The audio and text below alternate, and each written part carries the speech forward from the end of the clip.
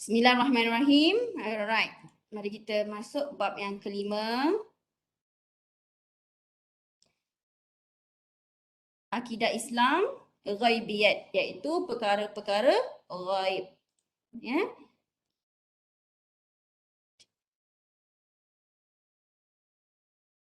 Okey. Pendahuluannya, ghaibiyat ini bermaksud sesuatu yang tidak dapat diketahui, sama ada menerusi panca indera ataupun dengan akal. Melainkan Rasulullah dah cerita awal-awal, melainkan para ulama kita dah khabarkan kepada kita. Kita tak dapat nak tahu ni melainkan melalui ilmu-ilmu yang kita dapat melalui sama ada Al-Quran, sama daripada hadis. Contohnya apa dia? Malaikat. Malaikat yang kita tahu pun hanya 10 yang wajib tu saja. Dikhabarkan ada banyak dan beratus-ratus para pembantu Allah ini malaikat. Malaikat yang kita tahu 10 orang, iaitu siapa boleh bantu saya? Iaitu satu malaikat apa? Malaikat yang menyampaikan wahyu. Siapa? Malaikat Jibril. Jibril. Lagi malaikat lain yang akan soal kita dekat dalam kubur siapa? Bukan Angki. Bukan Angkir dan lain-lain lah. Ya, Israfil yang akan cabut nyawa kita. Ya, ada yang pernah bertanya, anak saya sendiri lah yang bertanya ya. Malaikat Israel akan cabut kita, tapi satu hari ada beribu-ribu, berjuta-juta wallahualam yang orang yang mati. Macam mana malaikat buat kerja? Malaikat Israel tu sudah pasti di bawahnya pun dikatakan ada di bawah jabatan tersebut ada banyak pembantu-pembantu dia. Wallahu a'lam bishawab. Ada yang bercakap ke? Wallahu a'lam bishawab. Ini kita tahu yang tak dapat diketahui melainkan melalui kita punya pembacaan. Okey. Bagaimana pula dengan keadaan kita di alam kubur pula? Kita tak tahu kan, tak pernah experience. Tetapi melalui bacaan-bacaan, saya pernah baca. Saya membaca berkaitan dengan alam kubur start daripada sekolah rendah lagi. Saya suka baca novel. And satu waktu ni saya baca novel agama lah, Islamik punya novel berkaitan dengan alam kubur. Dia macam misteri kan? Genre dia misteri. Tapi it's quite, saya ingat sampai sekarang. And then bila dah besar ni, bila saya tengok novel tersebut, saya buat rujukan, cross check. Betul ke apa yang ditulis dalam novel ni dengan seperti mana yang ada dalam hadis ataupun dalam kalam ulama kita kan? Hampir kebanyakannya adalah betul. Dia menceritakan tentang bagaimana kita mati. Dikatakan pada waktu kita mati, cerita macam novel, macam penceritaan orang meninggal dunia kan. Dia waktu kita meninggal dunia, kita rasa macam kita bermimpi. Mimpi je sehinggalah kita tersedar bahawa kita bukan lagi bermimpi. Baru cak kucing masuk rumah.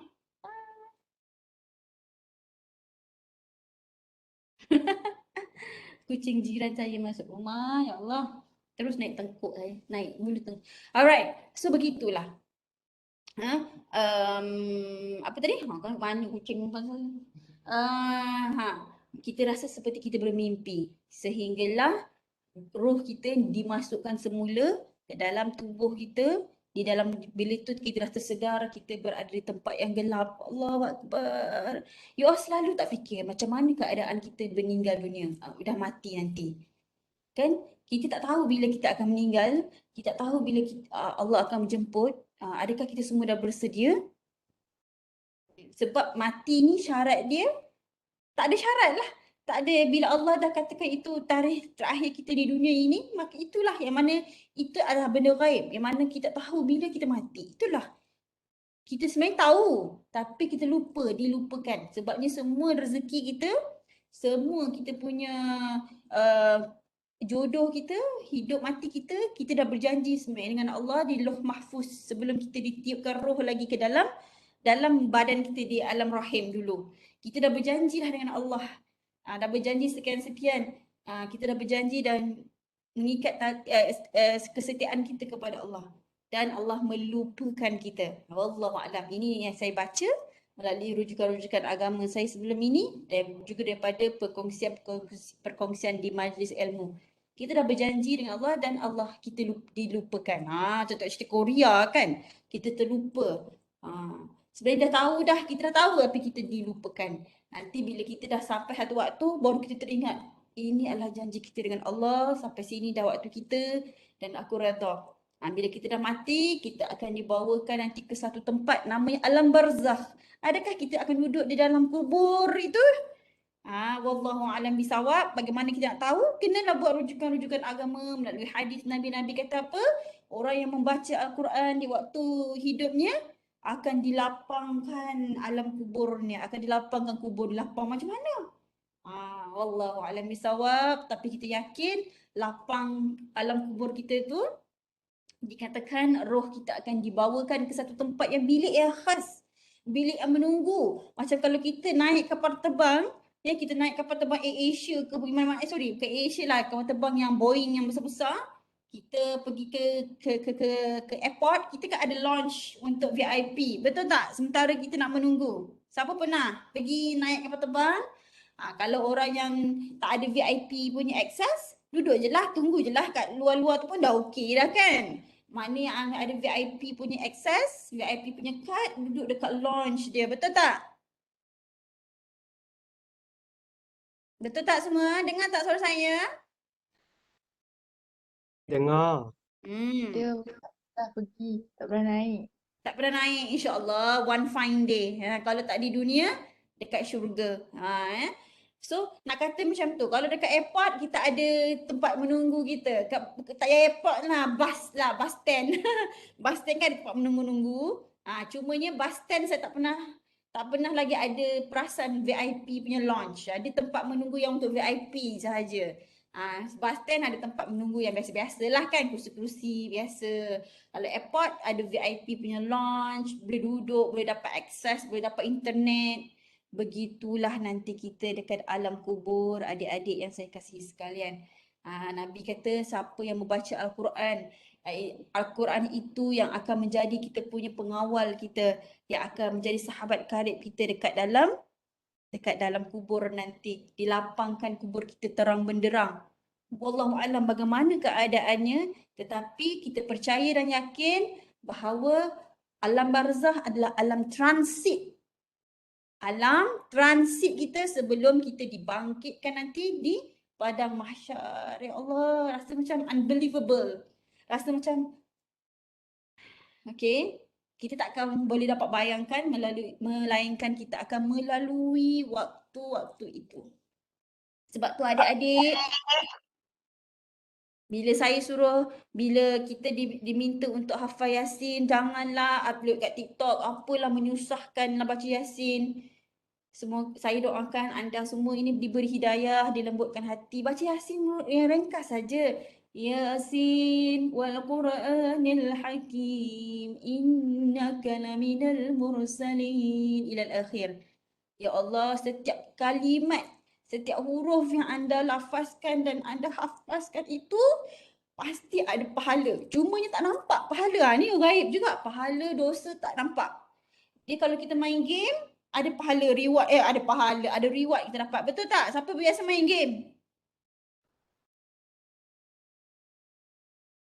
Siapa biasa main game? Ya. Kan?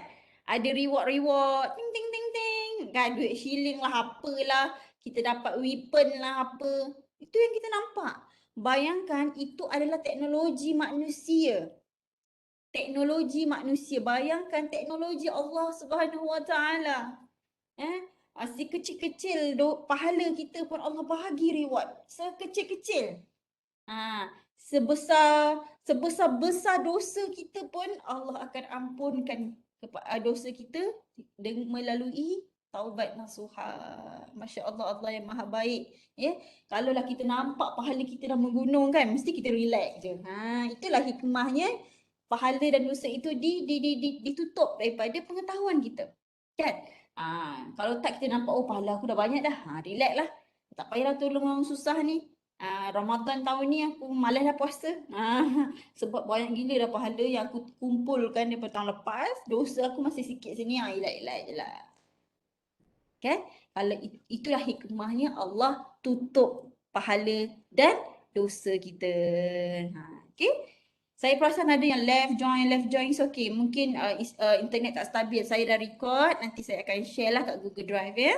Skala record ni mak nenek ni lah. Alright. So bagaimana kita nak tahu semua benda ni adalah melalui hadis, melalui Al-Quran.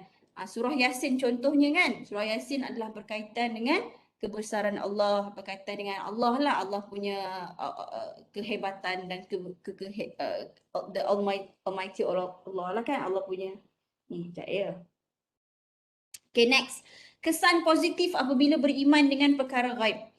Memberi makna positif dalam kehidupan kita. Kita percaya kan, contohnya alam ghaib lagi, kita tahu adanya malaikat yang akan mencatatkan amal kita, ya, mencatatkan amal baik dan perkara buruk yang kita lakukan, kita percaya. So, sebab itu bila kita percaya benda tu, kita akan sentiasa macam elak daripada melakukan maksiat, because we believe, we have faith that adanya malaikat yang menjaga kita, adanya Allah yang melihat kita. So ini akan membuatkan kita jadi lebih positif, menjadi orang yang lebih baik. Mula-mula elok pakai tudung. Bila dah jauh ni kan, dah merantau pergi luar negara, nak orang kata nak buka tudung kan. Tapi bila kita percaya bahawa Allah sentiasa ada di mana pelosok dunia pun kita pergi, malaikat akan sentiasa memerhatikan kita dan bersedia je nak catat amal kita. Kalau kita percaya itu, kita akan sentiasa membawa diri kita sebagai seorang Muslim dan Muslimah yang baik walaupun mana juga kita pergi. Okay. Akan menjadikan kita positif tu. Okay. Walaupun kita pergi Korea sekalipun, kita takkan pergi masuk ke kelab-kelab gay ke kelab-kelab apa sekalipun kan. Sebab kita percaya dan kita yakin bahawa Allah sentiasa ada dengan kita, Allah sentiasa memerhatikan kita. Kita sayang agama kita ini, kita sayang Nabi Muhammad yang telah spreadkan dakwah kepada kita semua. Tak ada kaitan dengan hidup mati ya, contoh-contoh tadi. Contoh saja, menyedarkan manusia supaya mengetahui tujuan kewujudan mereka beriman dengan hari kiamat. Memberikan kita awareness, memberi kita kesedaran bahawa tujuan kita hidup ini, kita nak pergi ke syurga. Til jannah. Janganlah time nak kahwin je, nak couple je, til jannah. Semua benda kita namatkan kita adalah syurga. Dan syarat nak masuk syurga adalah mati dulu, kena meninggal dunia dulu, kena mati dulu. So, kena mati, kena transit dulu di alam barzah, kena dibangkitkan nanti di padang mahsyar, ya Allah, yang kita tak dapat nak gambarkan macam mana padang mahsyar. Kalau kita tengok dekat filem-filem yang mana ada tanah yang tandus kan, dikumpulkan orang-orang semua. Saya tengok cerita apa cerita Hercules kan, cerita Zeus tu lah. Kan, nak bawa ke syurga ke neraka ke kalau begitulah, itu adalah gambaran yang manusia lakukan. Apatah lagi kuasa Allah, apatah lagi teknologi Allah, apatah lagi Allah punya ciptaan, mesti lagi orang kata di luar minda kita lah. Tak payah fikir sangat benda tu, jangan selalu fikirkan. Yang tahu kita buat sehabis baik hari ini, nak jadi orang yang baik, dan kita percaya setiap benda yang baik Allah pasti akan balas. InsyaAllah aku akan diadili dengan sebaiknya, aku akan masuk syurga nanti. Jadi orang yang baik. Jangan bully-bully orang. Kalau masuk asrama ke apa, jangan bully-bully orang. Kalau you kena bully, fight for your right, and then cubalah bersiap sedia untuk tidak dibuli. Bagaimana untuk tidak dibuli? You sendiri kena ada preparation. Kan macam-macam masalah sekarang kan, you sendiri kena preparation. Sebab tu silibus hadis Nabi berkaitan dengan kekuatan fizikal seperti berenang, berolahraga, berkuda, tu semua tu adalah co-curriculum, adalah silibus fizikal yang sangat bagus untuk kita punya pembinaan sahsiah kita, pembinaan fizikal kita. Nabi kata kena ada hadis Nabi berenang, berkuda, berolahraga, bergusti apa semua tu kan. Bagus untuk kita punya keyakinan diri kita. So once you have that kind of confidence, you tidak akan mudah-mudah dibuli orang. Kalau orang akan bully you, selalunya you akan stand for your right. And then that is you. Kan? So you have to be prepared. Macam saya pun anak-anak saya lelaki, saya kena be prepared untuk mereka, masukkan mereka kelas swimming kalau ada kemampuan. Ya, kita pergi swimming. Swimming very good sebenarnya untuk kita punya keseimbangan, kita punya emosi. Orang yang swim, dia selalu dalam air, dia tenang. Sebab kalau tak tenang, you tak boleh nak berenang. Betul tak? So, dia akan membentuk emosi yang sempurna dalam diri anda.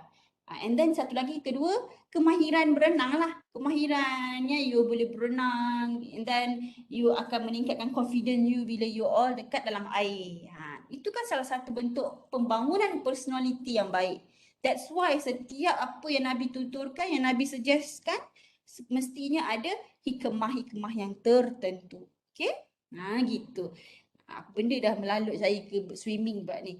Dapat menjauhkan. Seterusnya, kesan positif apabila beriman dengan perkara gaib dapat menjauhkan daripada sikap ta'assub yang menentang agama-agama lain. Kita insya-Allah kita akan ta'assub sangatlah. Maksudnya berdiri kita nak menentang agama lain. Tak. Kerana kita percaya bahawa segalanya adalah merupakan hidayah daripada Allah. Kita dapat agama Islam ni pun adalah kerana blessing from Allah. Dan kita boleh, macam saya juga boleh menyampaikan ilmu pada anda semua hari ini. You all pun semua boleh sampaikan dakwah kepada orang lain. Tetapi you all tidak dapat mengubah orang lain. Kerana yang memberi hidayah, yang memberi kefahaman hanyalah Allah Subhanahu Wa Taala sahaja. Saya juga menyampaikan ilmu sahaja pada hari ini. Tetapi yang membuatkan anda tergerak hati, yang membuatkan anda lembut dalam hati anda adalah Allah Subhanahu Wa Taala yang memberikan ilmu dan memberikan kefahaman kepada anda semua. Okey? Seterusnya, kesan positif mengikat manusia dengan kesudahan dan ganjaran yang menunggunya. Maksudnya confirm kau akan dapat syurga. Itu kesan positif apabila kita beriman dengan perkara ghaib. Okay, sebab benda tu Allah dah kata dah. Kalau kita buat amal baik, insya-Allah akan diberikan segudang kekayaan di dalam syurga nanti. Masya-Allah. Allah juga telah memujuk ibu-ibu dan bapa-bapa yang mana kehilangan anak-anak kan, anak-anak yang kecil meninggal dunia anak tersebut semasa melahirkan ke. Memang sedih yang teramat. Tetapi Allah telah memberikan gambaran yang indah bahawa anak-anak mereka sedang menunggu dan akan menunggu mereka di pintu syurga nanti. Hadis Nabi Muhammad apa? Nabi kata Nabi dulu pernah naik ke atas kan. Nabi nampak sekumpulan kanak-kanak menangis. Nangis. Tanya kenapa budak-budak tu nangis? Kerana mereka sangat merindukan kedua ibu bapa mereka. Ini kanak-kanak yang mati sebelum balik. Menangis kerana menanti-nantikan, diorang tak nak masuk syurga. Sehingga adanya ibu bapa mereka bersama-sama mereka. Nak katakan, wahai ibu dan bapa yang kematian anak-anak, anak-anak yang kecil, jangan bersedih. Memang kita sedih lah kat dunia. Kita sebenarnya kita tak nampak apa yang berlaku dekat atas sana. Kerana adanya tangan-tangan yang akan memimpin kita masuk ke dalam syurga nanti. Mereka dah tunggu dah. Kan mereka dah tunggu ibu bapa. Sedih walaupun saya tak ada kaitan pun kan dengan, saya tak ada lagi lah pengalaman anak meninggal ke. Tapi nak katakan kita tak tahu perkara yang di sebalik kita. Kita tak tahu.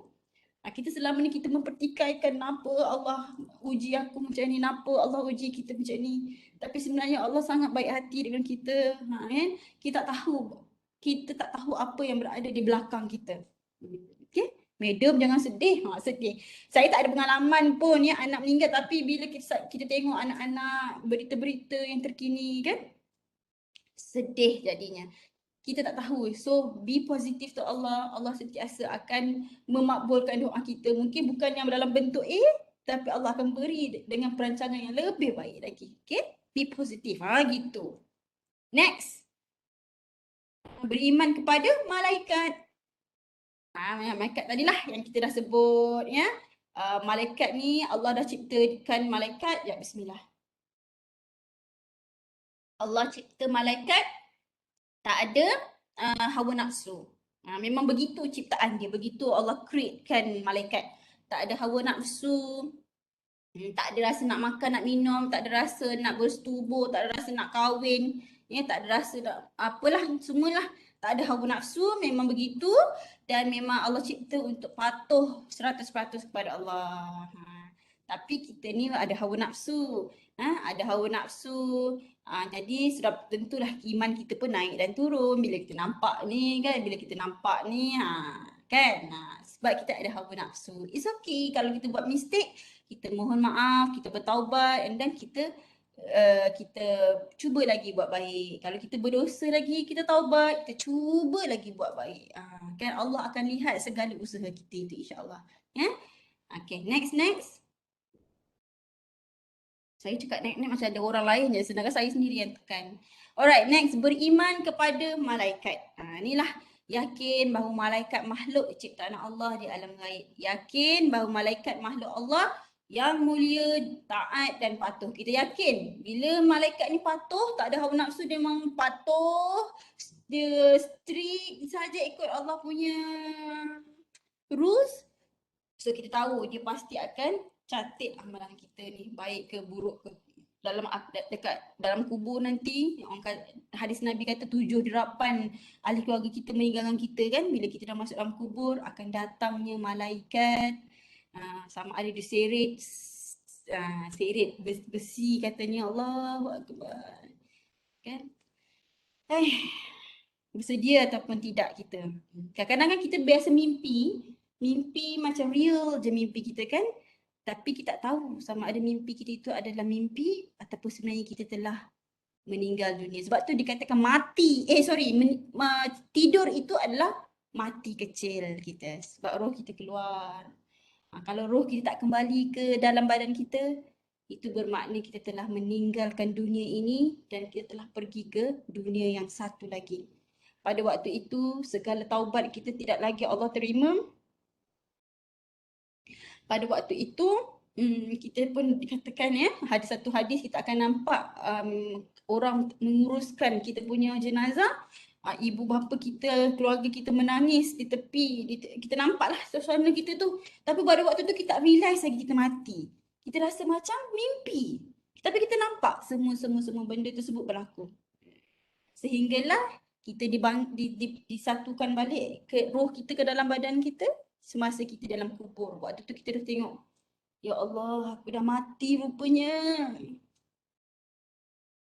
Itulah And then bila datang derapan kaki malaikat Munkar dan Nakir, yang catat amalan kita atid kan. Malaikat yang akan menyeksa kita, yang menyoal kita dalam kubur, Munkar dan Nakir. Kita tahu bila ada derapan kaki, ya Allah, aku tak mati rupanya. Aku tak mimpi rupanya, aku telah meninggal dunia. Bila datang malaikat tersebut, baru kita sedar bahawa kita telah mati dan kita menjawab sama ada jawapan yang ditanyakan itu adalah betul ataupun tidak, terpulang kepada amal kebaikan kita di dunia ini. So kalau you all nak happy-happy dekat dunia ini pun tak ada masalah. Happy saja. Nabi Muhammad pun kata, boleh saja bergembiralah anda tetapi jangan berlebih-lebihan. Bila sedih pun jangan berlebihan. Kalau tengok benda-benda yang lara, tak payahlah. Fokus kepada yang lebih priority next. Okay, tugas-tugas malaikat macam-macam lah. Mengikul arash, memberi salam kepada penghuni syurga, membawa wahyu kepada Nabi dan Rasul, bertasbih, tunduk patuh dan sujud pada Allah, memohon rahmat, keampunan untuk orang mukmin. Siapa orang yang dapat didoakan mohon rahmat ni? Anda semua pada hari ini. Dikatakan dalam hadis Nabi, sesiapa yang menghadiri majlis ilmu akan adanya malaikat 1000 lebih kurang yang akan mendoakan blessing for anda semua. Dan anda dalam ini yang join, yang turn on camera, yang hormat sesama kita, anda adalah orang yang didoakan oleh para malaikat semua. Okay? Alright, next. Beriman kepada hari kiamat. Percaya akan berakhirnya dunia. Ini satu lagi saya takut. Tidak sempurna iman seorang kecuali dia beriman dengan hari kiamat. Kita percaya. Saya percaya adik-adik saya semua ni beriman dengan hari kiamat. Saya percaya non Muslim pun diorang percaya dengan hari kiamat. Diorang percaya. Rakan-rakan Kristian saya pun, saya berkawan lah, kawan Kristian, orang semua percaya tentang end of the day. And 2012, movie 2012 ni pun bukti bahawa mereka semua percaya adanya the end of the earth, the end of life kan. Diorang percaya. Hari yang digambarkan sebagai musnahnya seluruh alam dan bumi berasal daripada perkataan Arab qiyam yang bermaksud bangkit ataupun bangun. Dan ini as-sa'ah iaitu kehancuran alam semesta beserta isinya. Sikit lagi. Setelah segalanya hancur pada hari kiamat, ni peringkat kemusnahan alam akan bermula dengan tiupan sangkakala oleh Israfil. Bagaimana bunyi sangkakala tu? Adakah tutut? Allahualam. Katanya tak ada irama-irama pun ya. Dia kalau ada para alim ulama dia memberikan pandangan hanya satu irama sahaja yang bergegak gempita macam tu. Macam itulah. Ya. Dan ditiupkan sangkakala maka terkejut mati mereka yang di langit dan di bumi kecuali mereka yang dikehendaki oleh Allah. Terkejut. Tapi kita semua dah percaya, kita tahu ini adalah hari kebangkitan kita, maka kita pun bangkit semula daripada alam kubur. Sepertinya kalau kita dekat stesen bas kan, alam barzah dia kan alam transit kan? Allah, sekejap. Alam barzah tadi kan alam transit kan, orang semua sedang menunggu akan dapat ting ting ting ting. Bas ke Kuala Lumpur akan bergerak. Contohnya saya pun jarang naik bas kan. Kalau airport dia akan panggil Boeing A320 akan buat apa? Panggil apa? Akan buat announcement. Begitulah. Dan kita pun dah ready dah. Kita dah ready bahawa kita dah bersiap sedia untuk dibangkitkan semula. Tapi kalau orang lain, kalau Korea kan ada Renaissance hari kebangkitan lah, kita akan dibangkitkan semula di dunia. Itu Korea punya, bukan Korea, actually Buddha. Diorang punya fahaman diorang percaya semua akan mati tapi diorang dibangkitkan semula ke dunia. Macam tu. Tapi kita sebagai orang Islam, kita percaya. Kristian pun kawan saya, dia beritahu dia pun percaya bahawa kita akan dibangkitkan nanti dan akan dihisap dan akan masuk syurga ataupun neraka. Sama aja Kristian dengan kita. Okay. So beginilah. Ya. Cuma berbezanya faith je, kepercayaan mereka. Kita Allah lah syahadah kita tu kan. Allah dan Nabi Muhammad pesuruh Allah. Mereka Kristian lain. Macam itulah. Alamat hari kiamat. Ini adalah alamat ataupun tanda-tanda. Macam contohnya rezeki tak pernah salah alamat. Begitulah kan alamat. So hari kiamat pun takkan salah tarikh insya-Allah. So bersiap sediakah kita. Ada dikatakan oleh para alim ulama bahawa lebih baik kita mati awal sebelum mati nanti di hari kiamat. Sebab tak sanggup nak melihat betapa teruknya dunia ini dihancurkan. Lebih baik mati awal-awal. Tapi mati pun takut juga. Macam mana? Gitulah kan. Allahu Akbar. Okay, Nabi Muhammad SAW memberitahu sebelum tibanya kiamat, tanda-tandanya akan muncul dan disaksikan oleh manusia. Saya tengok dekat PU Said punya Instagram kan. Berkaitan dengan program gay. Saya tengah cari program dari negara mana tu. Tengok gaya macam dekat Thailand.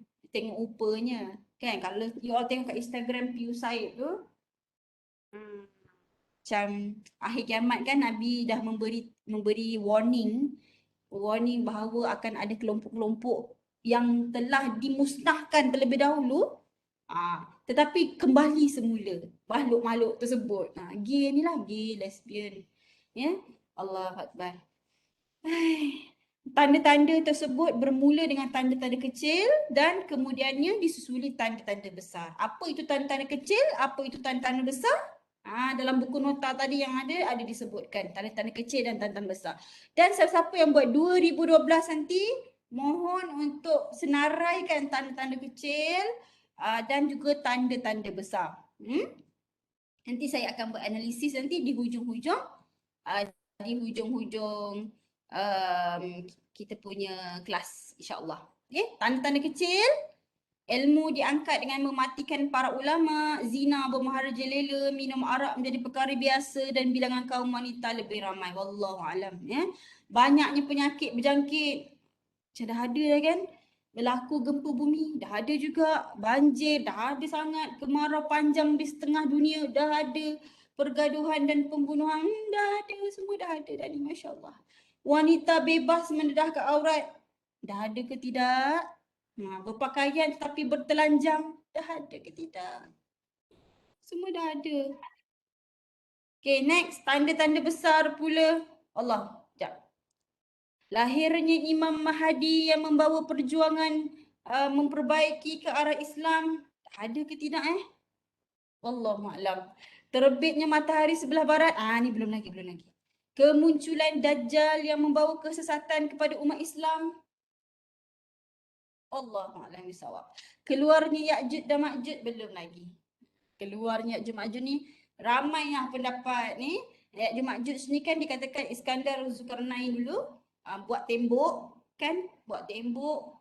untuk menyekat Ya'juj dan Ma'juj, dan dikatakan Ya'juj Ma'juj sedang on the way untuk korek keluar. Wallahu alam bagaimana rupanya tak tahu. Wallahu alam. Takut.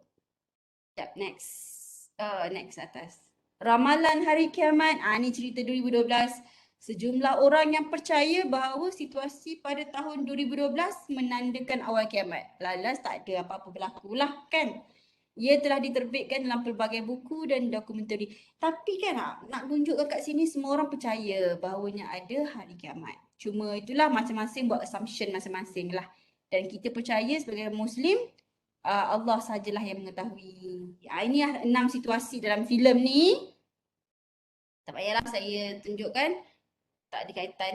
Ramalan hari kiamat, ni dalam cerita ni lah. Lubang hitam, pelanggaran planet bebas, kejadian matahari besar, pergeseran kutub magnet, gempa bumi yang kuat, peningkatan paras laut. Ni antara ramalan hari kiamat. Boleh jadi selari juga dengan agama Islam. Lubang hitam ni betul ke? Siapa yang buat 2012, kalau ada buat kajian-kajian saintifik macam ni, saya bagi je lah. Maka penuh. Kalau ada kajian-kajian saintifik macam ni, lubang hitam, betul tak? Pelanggaran planet bebas, kejadian matahari besar. Next, ramalan hari kiamat berdasarkan filem 2012. Nampak ni? Ni banyak ni, saya dah bagi hint dah untuk yang 2012. Pergeseran geomagnetik, pergeseran kutub bumi yang boleh berlaku oleh letupan matahari besar, tenaga yang sama dengan 100 bilion bom atom. Pelanggaran planet Nibiru atau melalui bumi. Ini cerita dia lah. Dalam cerita ini. Wallahualam bisawab. Itu hanyalah ramalan dan gambaran, tetapi mungkin ada yang betul, tapi kebanyakan tak betul lah ya. Kebanyakan tidak selari. Dalam Islam tak ada siapa boleh meramalkan, tetapi Allah dah berikan tanda-tandanya. Okey, tanda-tandanya tu tanda-tanda kecil dan tanda-tanda besar. Itu kira antara tanda-tanda lah, antara alamatnya. Allahualam bisawab. Get ready, dah bersedia ataupun tidak. Apa yang harus kita lakukan, just be prepared. Macam saya pun banyak lagi kelemahan saya. Dari sudut menonton movie ke bagaimana ke kan. Masih lagi kena lagi berhati-hati sebab saya pun kaki movie juga, kaki drama. Tapi saya dah berjaya kurangkan, saya dah tak tengok lagi lah. Macam anugerah-anugerah dah berlalu dah waktu tu. Saya dah tak pergi saya tak pernah pergi konsert, tapi saya suka tengok nyanyian-nyanyian dah. Semua tu dah tak ada dah. Saya berjaya untuk tidak tengok anugerah, tak tengok apa benda lah yang benda-benda. Kecuali sekarang ni saya masih lagi tonton movie, K-drama. Tak apalah, at least adalah benda hiburan selain daripada kita bekerja. Dan saya rasakan hobi tersebut tak salah. Kita tengok pun bukan tengok benda yang porn ke dan tak kan. So kita tahu apa yang kita tengok, Saya pun selalu tengok cerita hantu je. Tak mana pointnya, tak mana yang tak eloknya kan. Cerita hantu. Sometimes kita tengok jugalah hometown Cha-Cha-Cha ke kan. Itu just untuk melempiaskan kepenatan kita bekerja sekali. Selalu, tapi bila time kuliah dah start, saya tak tengok. Adik-adik saya semua pun bila kuliah dah start, jangan tengok lah. Fokus, saya pun fokus nak orang kata nak check you all punya draft. Saya mengajar 3-4 subjek, nak check setiap subjek tu kita nak check. Nanti nak buat exam lagi, so tak sempat. Semester break minggu depan ni pun saya kena assist student kajian ilmiah saya. Tak cuti pun. Tapi insyaAllah ada bercuti sikit-sikit lah. Itu sampingan saja. So maksud nak kata boleh you all ambil perkara-perkara ni sebagai sampingan. Tengok movie boleh. Saya kalau time kuliah macam ni saya tak tengok movie, saya tak tengok series. Saya tengok movie je lah sekala-sekala. Tapi nanti bila dah cuti panjang baru saya tengok lah yang series kan. Sebab saya tahu my priority adalah mengajar anda, adalah buat kerja-kerja saya ini. Saya tahu kalau saya tengok K-drama nanti kan tak terlayan, tak terbuat pula kuliah dan sebagainya. So, tahu mana satu priority, focus on your priority, and insyaAllah Allah Maha melihat, Allah tak nampak apa yang buat. InsyaAllah assignment semua, kalau you manage your time very well, InsyaAllah tak ada masalah pun dengan persiapan assignment anda. Okey, semua ada apa-apa nak tanya tak sebelum saya mengakhiri? Okey semua? Kalau tak ada apa-apa, cukup sekadar ni. Assignment semua tolong settlekan. Okey? Ada apa-apa nak tanya tak? Saya nak tengok sekejap lah you all punya, nanti saya tengok sekejap.